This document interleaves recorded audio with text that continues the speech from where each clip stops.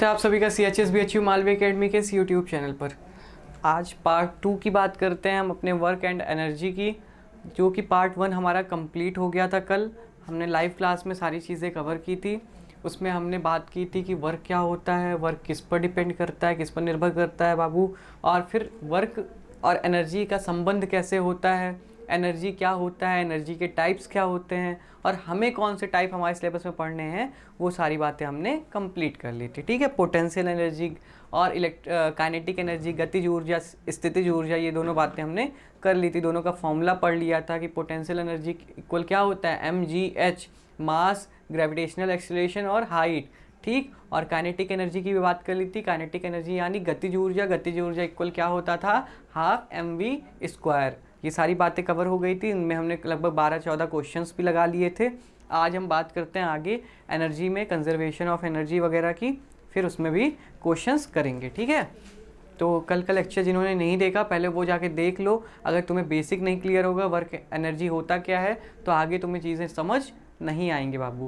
तो पहले लेक्चर 1 जाके देखना, तभी आके लेक्चर 2 या लेक्चर सेकेंड पार्ट देखना। ठीक है, स्टार्ट किया जाए, फिर आगे बढ़े।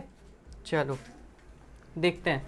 अब पहले हमारा जो भी था वर्क और एनर्जी ख़त्म हो गया था। अब बात करते हैं पावर की। एनर्जी से ही डेराइव होता है पावर। ठीक है, एनर्जी से ही क्या आता है, पावर। आपको एनर्जी का फॉर्मूला जो है, एनर्जी पता है। अब एनर्जी पर यूनिट टाइम जब हो जाए, वर्क और एनर्जी इंटरचेंजेबली यूज़ की जाती है, तो अगर एनर्जी पर यूनिट टाइम कर दें तो उसी को क्या कहते हैं, पावर। किस रेट से एनर्जी लग रही है। ठीक है, the rate of doing work, किस रेट से काम को किया जा रहा है या किस रेट से एनर्जी लग रही है, उसी को क्या बोलते हैं बाबू, उसी को बोलते हैं पावर। ठीक है, इसी को क्या बोलते हैं, शक्ति, पावर। ठीक है, तो work done by time taken for doing the work, power equal क्या होता है, वर्क डन अपॉन टाइम या एनर्जी अपॉन टाइम। ठीक है, power is the work done पर यूनिट टाइम। लिखा है ये फॉर्मूले में यार, वर्क डन पर यूनिट टाइम, जितना काम पर यूनिट टाइम में किया जाए उसी को क्या बोलते हैं, पावर बोलते हैं, शक्ति बोलते हैं। When work is done an equal amount of energy is consumed, जब कार्य किया जाता है तो उतनी ही बराबर एनर्जी का, मतलब बराबर अमाउंट का, उतनी ही मात्रा का क्या उत्पन्न होता है, ऊर्जा उत्पन्न होती है। तो मतलब वही वर्क इक्वल एनर्जी होता है यहाँ पे। ठीक, energy consumed by time taken equal energy consumed upon time taken. यहाँ देखो पावर का ये भी फॉर्मूला लिखा है, E/T, यहाँ W/T है, यहाँ E/T है, दोनों चीज़ें होती हैं। ठीक है, आगे बात किया जाए। अरे दादा, an old man and young man, अब दोनों का जो पावर है बाबू वो अलग अलग है। क्या जितना पावर, अच्छा कभी भी घर वगैरह पे काम होता है तो दिहाड़ी पे काम कराते हैं। अब ये क्या है सर, दिहाड़ी पे, जैसे किसी लेबर को आप लेके आ रहे हो पकड़ के, तो कभी घर का प्लास्टर हुआ या घर पे बाउंड्री बननी है, ये सारी चीज़ों के लिए एक हेल्पर चाहिए होता है, एक लेबर चाहिए होता है। तो लेबर मार्केट से लोग जाके लेबर को पकड़ के लाते हैं कि भैया आओ, 300 रुपये 400 रुपये देंगे, आओ चलो हमारे साथ, हमारे घर पे एक दिन के लिए काम करना है, एक दिन का इतना पैसा। तो लोग जाके लेबर मार्केट में बहुत सारे लोग खड़े होते हैं झुंड में, वहाँ से किसी एक को जो तुम्हें ठीक लगे उसको चूज़ कर लो और लेके जाओ। तो यूजुअली इंसान क्या करता है, उसकी हालत देखता है, उसकी हुलिया देखता है। कोई बूढ़े इंसान को जल्दी नहीं पकड़ के लाना चाहता, भले वो ज़्यादा काम कर ले, लेकिन क्यों, दिमाग में ये सेट रहता है कि बाबू ये बूढ़ा गया है, इसकी एनर्जी, इसके बॉडी में एनर्जी, ऊर्जा कम है, तो ये पावर जो है, ये जो शक्ति है इसकी, वो भी कम हो गई होगी। ठीक है, मतलब एनर्जी पर यूनिट टाइम, जितना ऊर्जा पर यूनिट टाइम में दे सकता है वो भी कम हो गया होगा। ठीक है, तो ऐसा माइंडसेट होता है। तो यूजली हम क्या करते हैं, जो एक हट्टा कट्टा यंग दिखता है आदमी, उसको पकड़ के ले जाते हैं, भले वो काम ना कर पाए, भले उसकी एनर्जी उतनी ना हो जितनी इसके में है, लेकिन हमारे दिमाग में एक माइंडसेट, मतलब एक दिमाग में एक बात बैठ चुकी है कि क्या होता है, जो एक बूढ़ा व्यक्ति है उसके अंदर ऊर्जा कम होती है, इसलिए वो पावर कम रिलीज कर पाता है, दिखा पाता है। ठीक है, आगे बात की जाए। Power is also defined as rate at which energy is consumed. वही एनर्जी पर यूनिट टाइम, जिस रेट से, जिस दर से एनर्जी को कंज्यूम किया जाए, ऊर्जा को कंज्यूम किया जाए, इनटेक किया जाए, लिया जाए, उसी को क्या बोलते हैं, आपका पावर बोलते हैं, शक्ति बोलते हैं। Power is rate at which work is done. Power is scalar quantity. Power भी क्या होती है, अदिश राशि होती है। आपका वर्क भी अदिश राशि है, आपका एनर्जी भी अदिश राशि है, आपका पावर भी, आपकी शक्ति भी क्या है, अदिश राशि है। ठीक है, आगे बात की जाए। आगे देखें, यूनिट्स ऑफ पावर क्या होती है बाबू। देखो SI यूनिट क्या होती है पावर की, वॉट होती है। वॉट एक साइंटिस्ट थे, उनके नाम पे रखा गया था, ये चीज़ याद रखना कि इसकी यूनिट क्या होती है, SI यूनिट वॉट होती है। और जिसको डिनोट किया जाता है W से, ठीक है, W से क्या किया जाता है, इसको डिनोट किया जाता है। और 1 वॉट क्या होता है डिफाइन करने के लिए, बोर्ड पर्पज से इंपॉर्टेंट है, छोड़ो क्या होता है 1 वॉट इक्वल क्या हो जाएगा, जब 1 joule per unit second, 1 second में जितना एक जूल कार्य हो तो उसका आंसर क्या आएगा, 1 वॉट आएगा। भाई बोल दिया, भाई डेफिनेशन में लिख दिया गया है। फिर 1 वॉट इज अ पावर हो गया, power of electrical appliances tell us the rate at which the electrical energy is consumed. अब किसी, देखो क्या होता है जब हम कोई अप्लायंस, कोई बिजली का कोई सामान खरीदने जाते हैं तो उस पर लिखा होता है कि 10 वॉट का है, 15 वॉट का है, 0 वॉट का है, 50 वॉट का है, 5000 वॉट का, 10,000 वॉट का, ऐसे लिखा होता है। तो वो वॉट क्या बताता है कि कितना एनर्जी पर यूनिट टाइम में कंज्यूम करेगा। इलेक्ट्रिकल क्या होती है, इलेक्ट्रिकल एनर्जी तो होती है, वैद्युत ऊर्जा ही होती है ना, तो वैद्युत ऊर्जा का कितना वो क्या करेगा, उपयोग करेगा, कितना उसको खपाएगा समय के अनुसार, पर यूनिट टाइम जितना वो उसको खपाएगा उसी को क्या बोल देते हैं, पावर बोल देते हैं। तो 15 वॉट 20 वॉट जितना ज़्यादा वॉट होगा मतलब उतना ज़्यादा वो क्या कर रहा है, खपा रहा है, उतना ज़्यादा उपयोग कर रहा है इलेक्ट्रिकल एनर्जी का। और जितना ज़्यादा उपयोग करेगा उतना ज़्यादा आपका बिजली का बिल आएगा, उतना ज़्यादा आपको बिजली का बिल भरना पड़ता है। समझ आ रहा है, चीज़ें रिलेट हो रही है, समझ आ रहा है ना। तो ऐसे ही होता है कि जितना ज़्यादा पावर उतना ज़्यादा वो उतना ज़्यादा क्या बता रहा है कि उतना ज़्यादा वो energy per unit time consume कर रहा है, उपयोग कर रहा है, इसलिए उसका पावर जो है वो ज़्यादा है, ठीक है। फिर what is a small unit of power, sometimes bigger unit power called kilowatt. देखो वॉट तो छोटी यूनिट है, जैसे 0 वॉट का बल्ब आता है, बोलते हैं वॉशरूम में बाथरूम में लगाने के लिए भाई 0 वॉट का बल्ब लगा दो, बहुत कम पावर का होता है, बहुत कम एनर्जी कंज्यूम करता है। लेकिन जब बड़े बड़े जैसे वॉशिंग मशीन हो गया, रेफ्रिजरेटर हो गया, फ्रिज हो गया आपका, या आपका ओवन हो गया, आपका इंडक्शन हो गया, ये सारे क्या होते हैं, ये 1000 किलोवाट के होते हैं, मतलब बहुत ज़्यादा, मतलब 1000 किलोवाट 2000 किलोवाट के होते हैं, ठीक है। क्यों, क्योंकि ये वॉट जो है बहुत छोटी यूनिट है तो उसको किलोवाट में चेंज करने दिखाते हैं।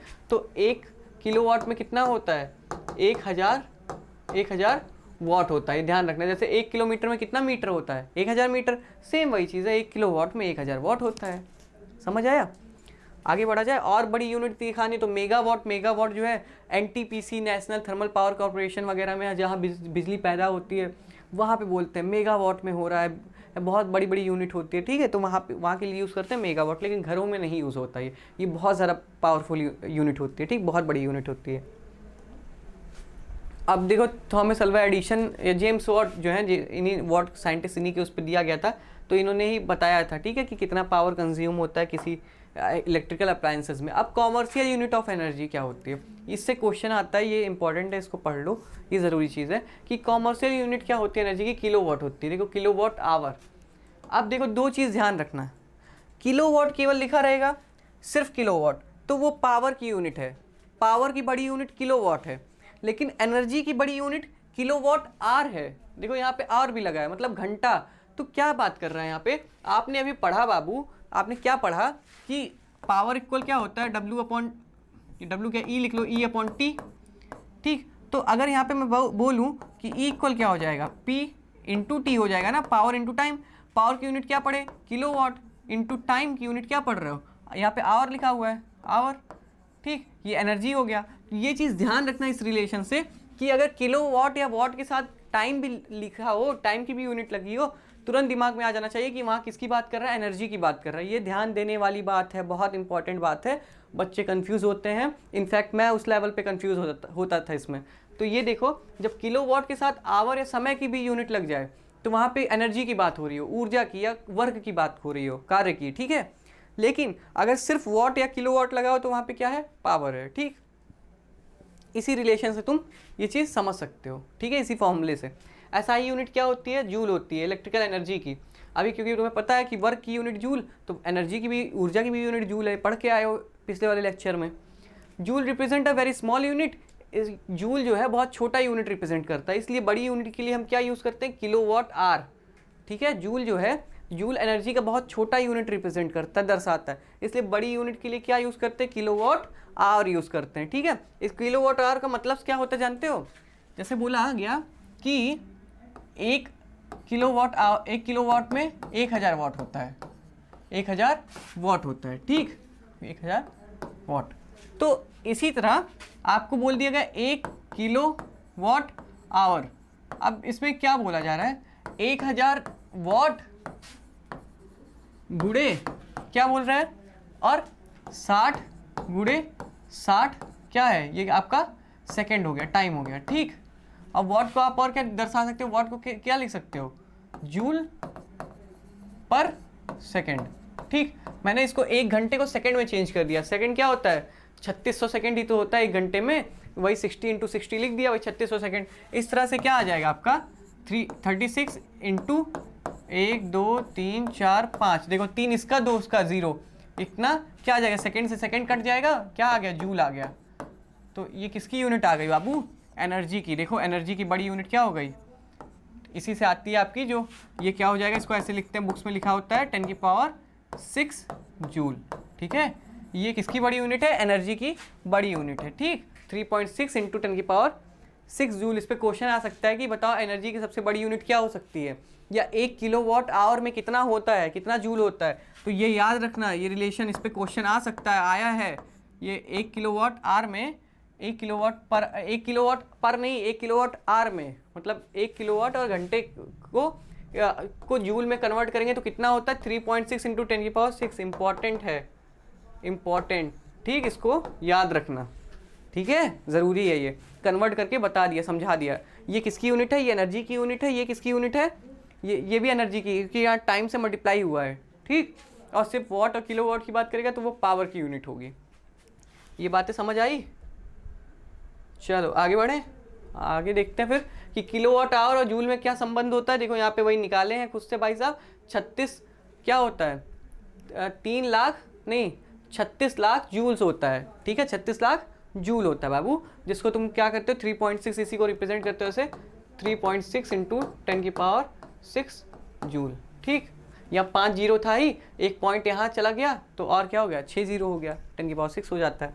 ऐसे इसको रिप्रेजेंट करते हैं। आगे बढ़ा जाए।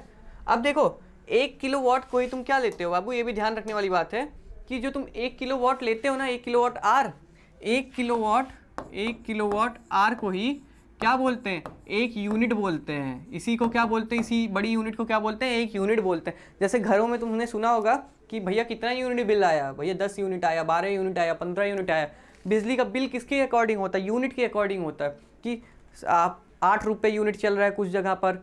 जो बच्चे बाहर रह रहे हैं, पढ़ रहे हैं, उनको ये पता होता है। अभी घर पे रहने वालों को तो पापा मम्मी डील कर लेते हैं, बड़े लोग घर में डील कर लेते हैं, तो खुद को तो इतना समझ आता नहीं। लेकिन जो घर की बिजली का बिल आता है वो यूनिट के हिसाब से होता है। जो चार्ज करता है सरकार, जो गवर्नमेंट चार्ज करती है, वो क्या होता है, यूनिट के हिसाब से। जैसे मेरा 1 यूनिट का क्या रेट चल रहा है, कहीं 5 रुपये का चल रहा है, कहीं 4 रुपये चल रहा है, कहीं 10 रुपये चल रहा है, कुछ बड़े शहरों में 12 रुपये चल रहा है। तो 1 यूनिट खर्च करोगे तो 12 रुपये मान लो देना होगा। तो अगर तुम्हारे घर की बिजली का बिल 15 यूनिट आया तो 15 × 12 कर दो, या 15 × 10 यूनिट, तुम्हारा 10 रुपये यूनिट चल रहा है दाम, तो 15 × 10 कर दो। ठीक है, तो 1 यूनिट किसके बराबर होता है, 1 किलोवाट आवर के। आज के बाद ये आएगा तो ध्यान रखना, ठीक है, कि किसकी यूनिट है, एनर्जी की, कि तुमने इतनी एनर्जी खपाई है, इतनी एनर्जी यूज़ की है। ठीक, तो उसी का तुम्हें भरपाई करना पड़ता है, तुम्हें पैसे देने पड़ते हैं, पर यूनिट के हिसाब से पैसा लगता है। तो यूनिट क्या होता है, 1 किलोवाट आवर होता है, कि 1 किलोवाट 1 घंटे चला। ठीक, तो उसका क्या आएगा, उसका बिजली का बिल जितना होगा। ठीक है, आगे बात की जाए। When a body is released from a height then the potential energy of the body is gradually transformed into kinetic energy. तो मैं समझाया था कि जब एक ऊंचाई से, अभी इस ऊंचाई पर यहाँ पे है, इसमें क्या है, अभी मैक्सिमम पोटेंशियल एनर्जी है, इसमें अभी स्थितिज ऊर्जा है, सबसे ज़्यादा है अभी। जैसे मैं इसको छोड़ूंगा तो इसकी स्थितिज ऊर्जा कम होती जाती है बाबू। इसको एक्सपेरिमेंट करके निकाला गया था, इसको वैल्यू जो है एक्सपेरिमेंट करके निकाला गया था। इसमें बुक्स में भी आपके दी हुई है कि अलग अलग वैल्यू पे देखना, हमेशा आंसर जो है, ओवरऑल आंसर जो है वो बराबर आएगा।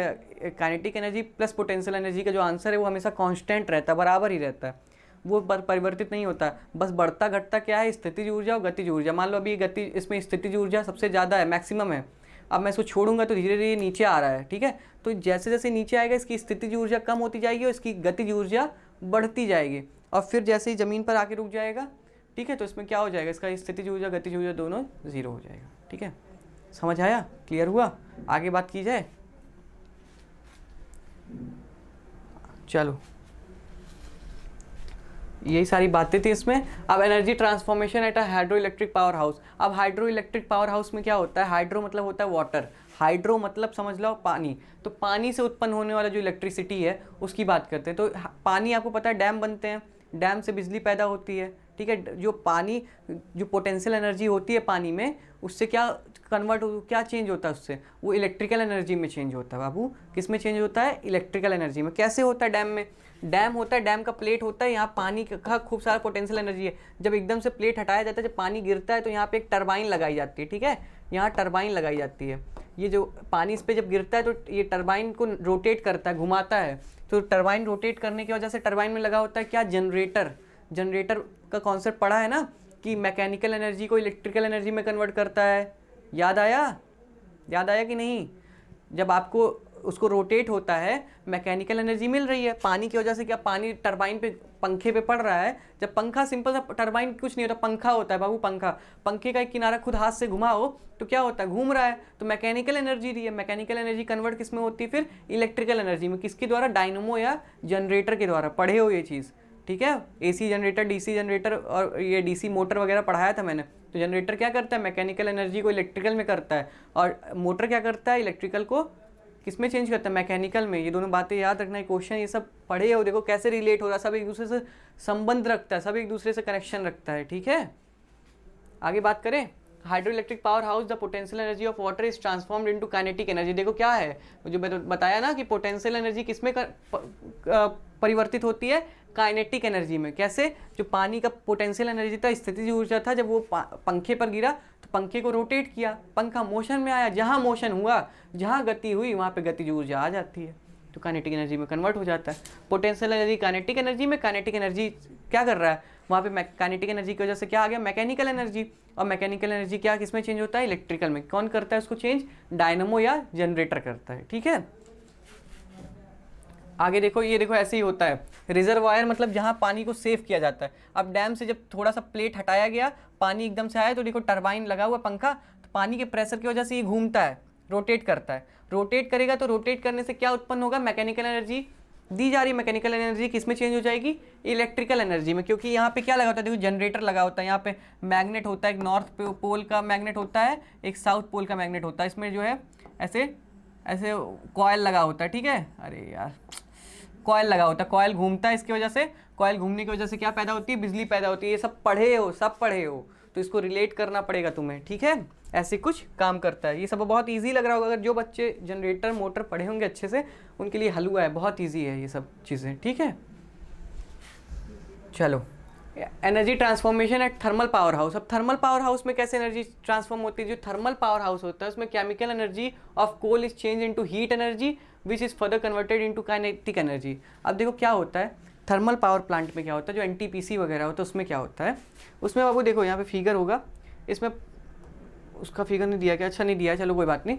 उसमें क्या होता है? सिंपल से देखो, जानते हो भट्ठी होती है, एक भट्ठी, जहाँ पे कोयला, खूब सारा कोयला जलाया जाता है, ठीक है। वहाँ हीट रिलीज़ की जाती है, ठीक है। वहाँ पे क्या होता है? वहाँ कोयले की वजह से क्या होता है? हीट एनर्जी रिलीज होती है, उत्पन्न होती है। कोयला खूब सारा जला दो, उससे क्या होता है? पानी को उबाला जाता है। नीचे से कोयले को यहाँ पे मान लो ऐसे कोयले रख देते हैं बहुत सारे, उनको जलाते हैं, और यहाँ एक भगोना, समझ लो बड़ा सा भगोना रखा होता है पानी का। वो पानी का भगोने से भाप बनता है। जब खूब हाई टेम्परेचर पे क्या करोगे? इसको बहुत हाई टेम्परेचर पे रखोगे भगोने को, तो भाप बनेगा ना, पानी स्टीम बनेगा। ये स्टीम जो है फिर ये टरबाइन से गुजरता है, ठीक है, टरबाइन से गुजरता है। ये मान लो टरबाइन है, पंखी लगी हुई है, ये टरबाइन से गुजरता है। तो ये टरबाइन को इतना हाई प्रेशर होता है, इतना ज़्यादा दबाव होता है इसका, किसका? स्टीम का, भाप का। एक इसको पाइप के थ्रू लेके जाते हैं, और वो जब एक साथ इस पर पड़ता है ना, तो पंखी को रोटेट करता है बाबू, पंखी को घुमाता है। तो बस आगे का वही कॉन्सेप्ट है, पंखी घूमा, मैकेनिकल एनर्जी मिली, वो चेंज होती है इलेक्ट्रिकल एनर्जी में। बस सेम वही चीज़ है। यहाँ पे हीट एनर्जी किस में चेंज होती है? काइनेटिक एनर्जी में, क्योंकि वो रोटेट कर जाता है। जो टरबाइन है, इसमें भी टरबाइन लगता है, बस इसमें क्या है? पानी के भाप से, स्टीम से रोटेट कर रहा है, वहाँ डायरेक्ट पानी से रोटेट कर रहा था। तो यहाँ पे हीट एनर्जी किस में कन्वर्ट होती है? काइनेटिक एनर्जी में। ठीक, समझ आया कैसे होता है? क्लियर हुआ? कोई दिक्कत तो नहीं बाबू भैया? अब यूजिंग एनर्जी कन्वर्टर्स। अब एनर्जी कन्वर्टर एक एनर्जी से दूसरे एनर्जी में कन्वर्ट करने के लिए तुमने पढ़ा ना कि energy neither can be created nor be destroyed, it can only be change from one form to another. Sir कौन सा मंत्र फूंक दिया? देखो, एनर्जी को कभी भी बनाया या नष्ट नहीं किया जा सकता, इसको बस एक रूप से दूसरे रूप में परिवर्तित किया जा सकता है। तो वही चीज़ यहाँ पे कह रहा है कि परिवर्तित करने के लिए कुछ माध्यम की ज़रूरत होती है बाबू। कैसे परिवर्तित होंगे तुम बताओ, कैसे परिवर्तित हो जाएंगे वो? तो उनको परिवर्तित करने के लिए कुछ माध्यमों की आवश्यकता होती है, ठीक है। तो वो माध्यम कौन कौन से हैं? जैसे इलेक्ट्रिक मोटर हो गया, मोटर क्या करता है? इलेक्ट्रिकल एनर्जी को मैकेनिकल में चेंज करता है। याद आया? तुम इलेक्ट्रिकल एनर्जी पास करते थे, किस में चेंज हो जाता था? काइनेटिक एनर्जी में। तो देखो यहाँ लिखा होगा इलेक्ट्रिकल एनर्जी चेंज होता था मैकेनिकल एनर्जी में। पढ़ के आए थे ना, जब तुम लाइट पास करते थे, करंट पास करते थे कॉयल से, तो कॉयल घूमने लगती थी, रोटेट करने लगती थी। तो क्यों होता था ऐसा? समझ आ गया ना? आगे बात किया जाए। जनरेटर, और जनरेटर क्या करता है? मैकेनिकल को इलेक्ट्रिकल में, इसी का जस्ट उल्टा काम करता है जनरेटर।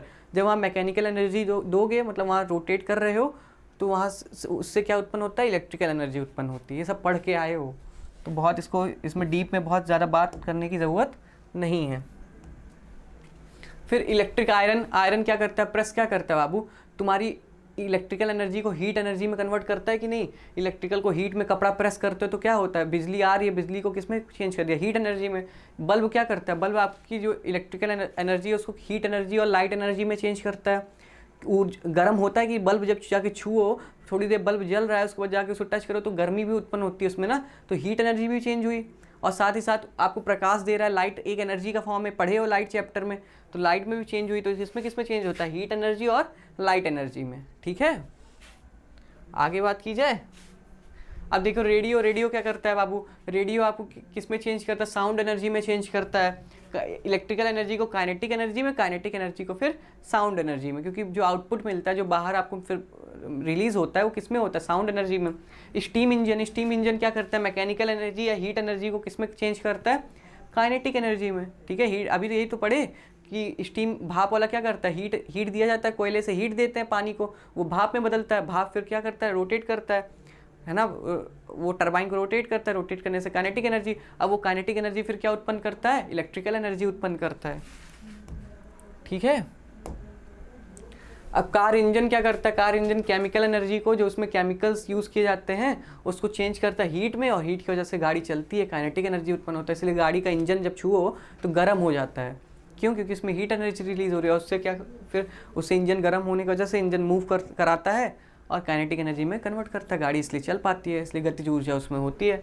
सेल और बैटरी क्या करता है? केमिकल एनर्जी को इलेक्ट्रिकल एनर्जी में करता है। तो पढ़े हो, इलेक्ट्रोड पढ़े हो, एनोड कैथोड पढ़े हो। एनोड कैथोड क्या करता है? उसमें केमिकल्स ही तो होते हैं, वो टूटता है, डिसोसिएशन होता है आपस में, उसमें आयंस टूट जाते हैं, विखंडित हो जाते हैं। विखंडन के बाद उसमें करंट फ्लो करता है। ठीक है, इलेक्ट्रिकल एनर्जी में चेंज करता है वो। ठीक, आगे बात करें।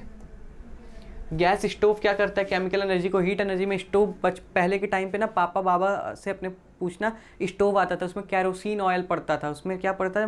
मिट्टी का तेल जो होता है, कैरोसिन ऑयल, उसमें डालते थे, फिर उसमें क्या करते थे? उसमें प्रेशर लगाते थे थोड़ा सा, फिर क्या होता था? वो जलता था, वो स्टोव होता था। तो हीट एनर्जी, वो केमिकल एनर्जी को, यानी कैरोसिन ऑयल जो है वो केमिकल है, उसको किस में चेंज कर रहा था? हीट में चेंज करता था। ठीक है, सोलर वाटर क्या करता है? Solar water heater light energy को इलेक्ट्रिकल में चेंज करता है। सोलर पैनल क्या करता है? प्रकाश आ रहा है सूरज से, तो लाइट एनर्जी हुई, लाइट एनर्जी को किस में चेंज कर दिया? इलेक्ट्रिकल एनर्जी में चेंज कर दिया। सिंपल।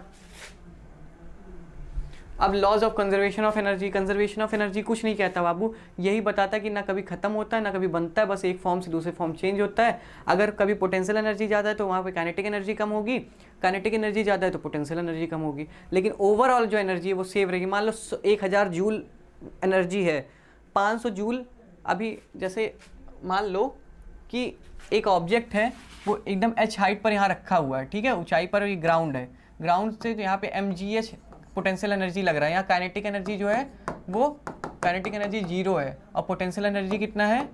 पोटेंशियल एनर्जी इसमें mgh है। अब ये आधे पे पहुँचा, यहाँ कहीं पहुँच गया, तो इस पर mgh जो है वो पोटेंशियल एनर्जी जो है वो आधी हो जाएगी, हाफ हो जाएगी। यहाँ पे काइनेटिक एनर्जी भी क्या हो जाएगी? आधी हो जाएगी। यहाँ पे काइनेटिक एनर्जी अब आधी आ गई, पहले यहाँ काइनेटिक एनर्जी 0 थी, बट अब इस पे दोनों आधा आधा आ गया। अब जब यहाँ पहुँचेगा मैक्सिमम, जब यहाँ पे, तो यहाँ काइनेटिक एनर्जी मैक्सिमम होगी। ठीक है, यहाँ क्या होगा? मैक्सिमम होगा, यहाँ मैक्सिमम होगा, मतलब वही हाफ mv²। लेकिन यहाँ पे क्या हो जाएगा? पोटेंशियल एनर्जी क्या हो जाएगी बाबू? पोटेंशियल एनर्जी 0 हो जाएगी। ठीक है, ठीक, समझ आया? तो ऐसे ही होता है, मतलब आपस में बदलते रहते हैं, लेकिन जो टोटल एनर्जी है वो कभी नहीं बदलेगा। जैसे 1000 जूल इसके पास एनर्जी था तो वो 1000 ही रहेगा। कभी 500 गतिज ऊर्जा हो जाएगी, कभी 500 वो स्थितिज ऊर्जा, कभी 300 गतिज ऊर्जा हो जाएगी, कभी 700 स्थितिज ऊर्जा। ठीक है, ऐसे बदलते रहते हैं, लेकिन जो ओवरऑल एनर्जी है, ओवरऑल ऊर्जा है, वो हमेशा कांस्टेंट रहती है।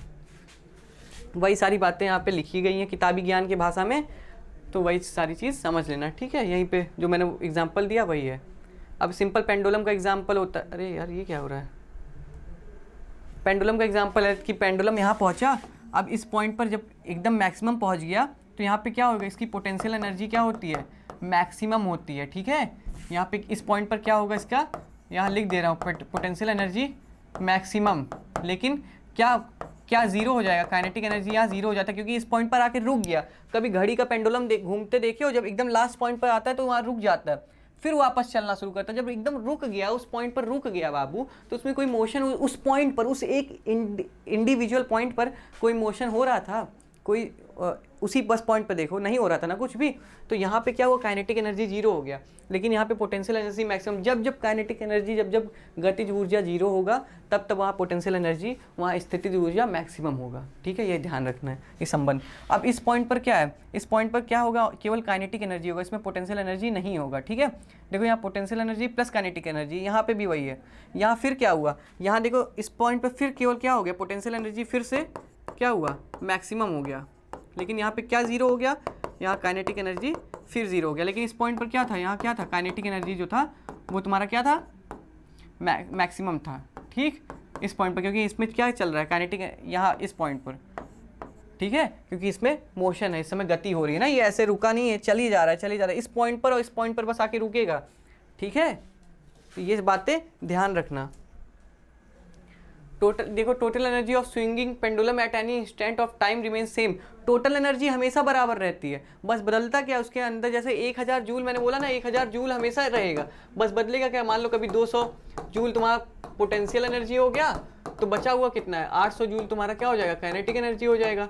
इसी तरह अगर मान लो 300 जूल तुम्हारा क्या हो गया, काइनेटिक एनर्जी हो गया, तो तुम्हारा 700 जूल क्या हो जाएगा, पोटेंशियल एनर्जी हो जाएगा। बस आपस में हेर फेर करते रहते हैं, लेकिन टोटल एनर्जी हमेशा बाबू कंजर्व होती है, सेव होती है, ठीक है।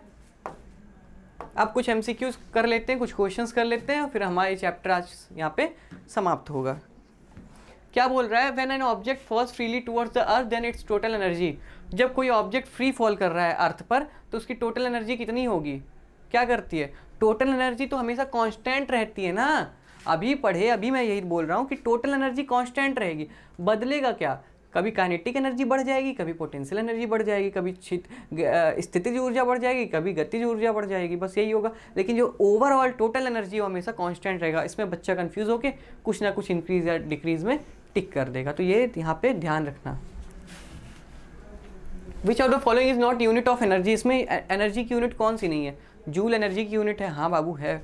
न्यूटन मीटर एनर्जी की यूनिट है क्या, वर्क इक्वल क्या पढ़े थे, फोर्स इंटू डिस्प्लेसमेंट, फोर्स की यूनिट न्यूटन और इसका मीटर, इसी से तो जूल बना था बाबू, तो ये भी तो है। और वर्क की यूनिट ही तो एनर्जी की यूनिट होती है, इक्वल क्या होगा, एनर्जी होगा, तो ये भी है।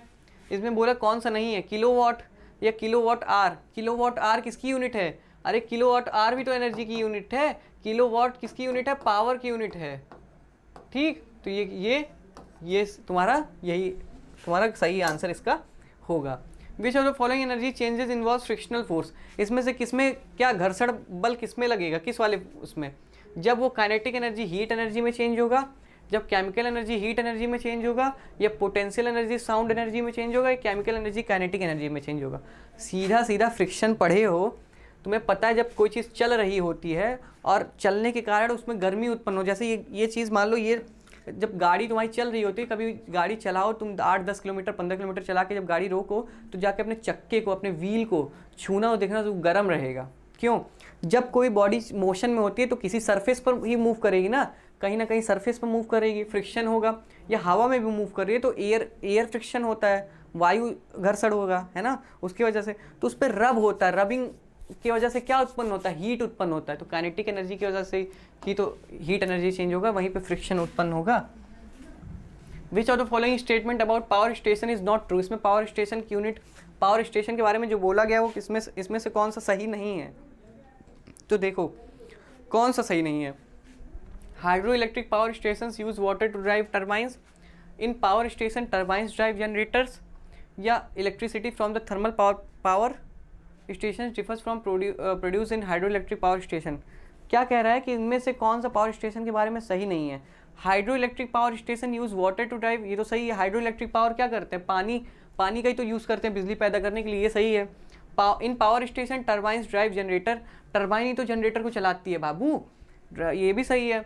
फिर अगला क्या कह रहा है, इन hydro electric power station and thermal power station alternators produce electricity. Alternator क्या होता है, वही जनरेटर होता है, जनरेटर को अल्टरनेटर कहते हैं, डायनमो जिसको बोलते हो। तो वही तो क्या करता है, हाइड्रो इलेक्ट्रिक पावर प्लांट और थर्मल पावर प्लांट में जनरेटर ही तो लगता है जो क्या करता है, उसको इलेक्ट्रिक एनर्जी में चेंज करता है।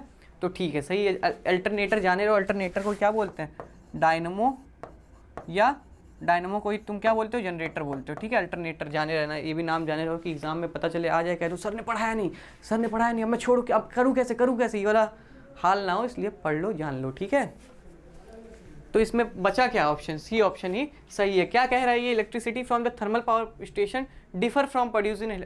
अब भाई जो पानी से उत्पन्न हो रहा है या जो ताप से उत्पन्न हो रहा है, तो दोनों में क्या अलग अलग है क्या, दोनों अलग अलग होता है? नहीं भाई, दोनों अलग अलग नहीं होता। ठीक है, आगे बात किया जाए। An electric motor raises a load of इतना kg at constant speed through a vertical distance of 3 metre in 2 second. If the acceleration of free fall is इतना, the power in W developed by the motor in raising the load is. अब इसमें क्या कह रहा है, तुमसे W पूछ रहा है, क्या पावर पूछ रहा है कि W, पावर इन हाँ पावर पूछ रहा है, पावर कितना होगा। तो पावर का फॉर्मूला क्या पढ़े हो, पावर इक्वल क्या होता है, W/T होता है। ठीक है, W/T या E/T होता है। अब W यहाँ पे निकालना है तुम्हें पता है कि आप यहाँ पे क्या क्या दिया है, तुम्हें क्या दिया है, यहाँ पे मास दिया है 0.2 kg। ठीक, और क्या दिया है, भार, और 3 मीटर ऊंचाई, यहाँ पे हाइट कितनी दिया है, 3 मीटर दिया है बाबू। ठीक है, और टाइम कितना दिया है, यहाँ पे टाइम दिया है 2 सेकेंड। ठीक है, और एक्सीलरेशन कितना दिया है, G कितना दिया है, 10 मीटर पर सेकेंड स्क्वायर। तो यहाँ पे वर्क तुम निकाल सकते हो ना, वर्क क्या होगा, यहाँ वर्क एनर्जी को भी तो वर्क तुम ले सकते हो, एनर्जी अपॉन टाइम, और एनर्जी यहाँ पे पोटेंशियल एनर्जी ले लो, mgh बाई टाइम, तब भी वो भी तो पावर होगा भाई यहाँ पे। तो यहाँ मास दिया हुआ है, तुम्हें देखना पड़ेगा क्या क्या दिया, उसके अकॉर्डिंग फॉर्मूला यूज़ करना पड़ेगा। अब तुम सोचो सर कैसे हमें पता चलेगा, तुम्हें यहाँ सिंपल दिया, मास दिया है, हाइट दिया है, त्वरण दिया है, एक्सीलरेशन दिया है, तो भाई और क्या यूज़ होता है पोटेंशियल एनर्जी निकालने में, इंटू 3 इंटू हाइट क्या है, ये एक्सीलरेशन कितना है 10 अपॉन टाइम कितना दिया हुआ है 2। ठीक, तो क्या हो जाए 2 5 5 3 जा 15 15 इंटू 2 30, यानी 3.0 क्या होगा, वॉट। पावर की यूनिट क्या होती है, वॉट ही तो होती है, तो यहाँ पे क्या होगा 3.0 आ गया। ठीक है, यहाँ से इस तरह हो जाएगा। An object is falling freely from height x by 2 after it has fallen a height it will possess, हाँ object is falling freely from a height. अरे यहाँ कुछ गलती है यार, अगर यहाँ पे x होगा, फिर उसके बाद यहाँ कॉमा लग के x/2 after it has fallen height. अगर कोई ऑब्जेक्ट x हाइट पर है, फिर वो x/2 मतलब आधे पर पहुँच गया, और ये ग्राउंड का जो जितनी ऊंचाई है x थी पूरी, ठीक है, ये पूरा x था, अभी यहाँ से आधे पे पहुँच गया, तो इस पर क्या होगा, यहाँ पे ओनली काइनेटिक एनर्जी होगा या ओनली पोटेंशियल एनर्जी होगा, half kinetic energy half potential energy, या लेस पोटेंशियल या मोर काइनेटिक एनर्जी। अभी तुमने पढ़ा कि जब एकदम ऊंचाई पे रहेगा तो केवल इसमें क्या होता है, स्थितिज ऊर्जा होता है, यहाँ गतिज ऊर्जा नहीं होता। आधे पर आया तो गतिज ऊर्जा स्थितिज ऊर्जा दोनों होता है, जब जमीन पे आ जाएगा तो स्थितिज ऊर्जा नहीं होगा, गतिज ऊर्जा होगा। ठीक है, ये आधे पर है तो इसमें दोनों तरह की ऊर्जा होगी, तो बस साधारण सी बात है कि दोनों होगा भाई, हाफ हाफ। अब the commercial unit of energy इस, कॉमर्शियल यूनिट क्या होती है, जो हमें यूज़ करते हैं, वाणिज्यिक इकाई जिसके बेसिस पे पैसे देते हो तुम, भरते हो, भरपाई करते हो सरकार की, वो क्या होती है कॉमर्शियल यूनिट, किलोवाट आवर ही तो होती है। गलती मत कर देना, किलोवाट मत कर देना, क्योंकि ये पावर की यूनिट होती है, एनर्जी बोला है, एनर्जी की यूनिट किलोवाट आवर। अब एक 100 what electric bulb transfer in 1 minute, energy, यहाँ एनर्जी निकालना है, तो पावर इक्वल W/T होता है। ठीक, यहाँ पे क्या दिया तुम्हें, यहाँ पे तुम्हें W दिया, पावर दिया हुआ है, तुम्हें निकालना क्या है, एनर्जी निकालना है, तो इसी को E/T भी तो बोलते हैं। तो यहाँ एनर्जी निकालना है बाबू, तो एनर्जी क्या हो जाएगा, E इक्वल क्या हो जाएगा P इंटू टी।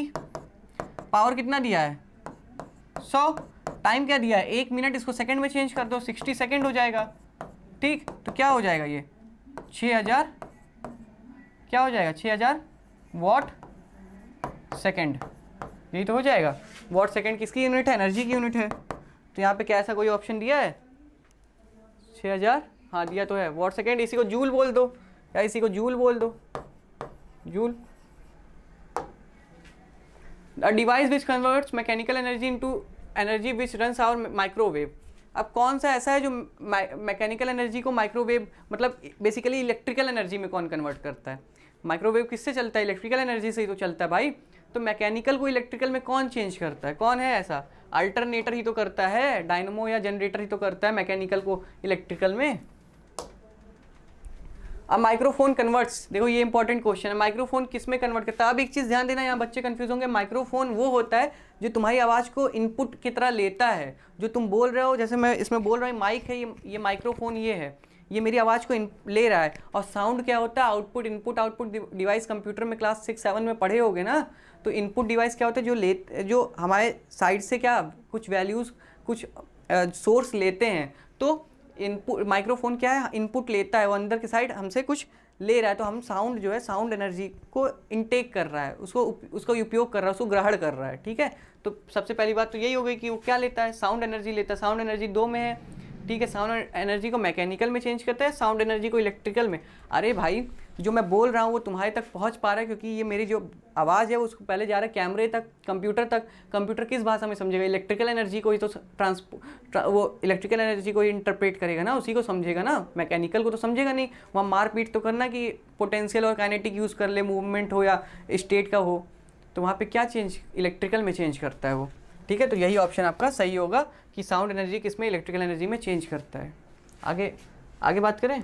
अच्छा, बस इतने ही क्वेश्चन है। ठीक, चलो तो एनफ क्वेश्चन हो गए, तुम्हारे सारे कॉन्सेप्ट कंप्लीट हो गए। एक लास्ट चैप्टर साउंड, उस चैप्टर के साथ हम मिलते हैं फिर मंडे को।